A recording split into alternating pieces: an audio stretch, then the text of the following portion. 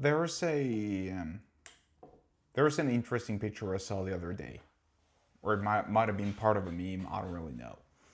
But there are two photos next to each other, and the photos show Tony Soprano or James Gandolfini, the late James Gandolfini, who played Tony Soprano in Sopranos, posing like this, right?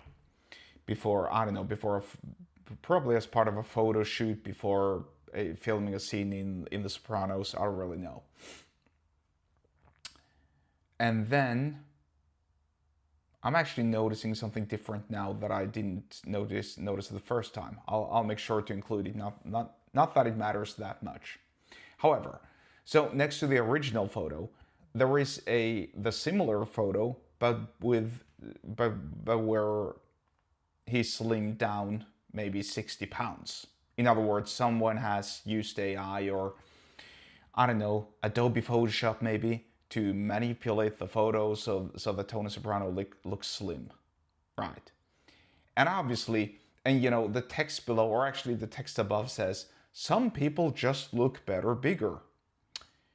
Which is true in a way, but not in the way that you might think. Because number one, clearly Tony Soprano and James Gandolfini, who by the way passed away from a heart attack, which has to be related to his weight, because he wasn't exactly slim.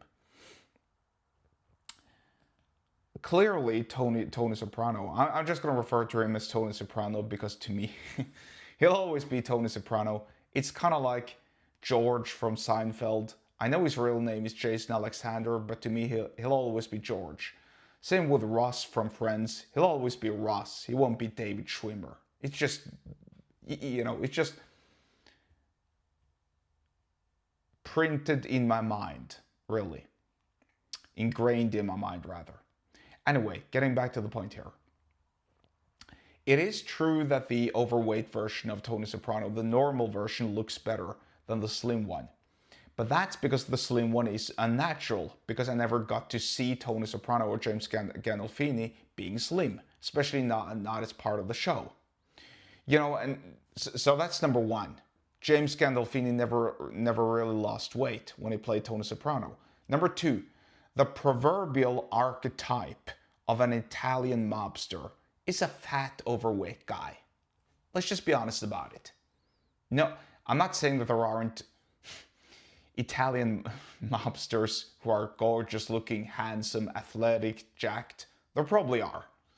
But that's not the sort of type you think about when you think about Italian mobster. You think about somebody like Tony Soprano. So, in other words, the character and the show was true to its audience because the audience expected some fat Italian guy, and that's who they got. I mean, this is true mostly for nearly all of the films and TV shows I've seen involving New York-based, typically Italian mobsters. They're either obese and fat, or they're very small, slim, small guys. But they're not of normal height and jacked and athletic. Most of the time, that is. And so, whilst some people might look better, bigger, that's true in this particular case because the character is true to his archetype. And it's also true to what the audience wanted. The character is therefore more persuasive. If the character was a jacked 6'6", 240-pound built muscle, athletic, Greek god looking guy, it would just be weird. You know what I mean? It would just be weird. Yeah, sure, some people would have been attracted to him, mostly females, I'm assuming. But the reason why James Gandolfini looked better being overweight whilst playing an Italian mobster is because he was authentic and unique to his character, to his proverbial stereotype, and to what the audience wanted to see. That's why.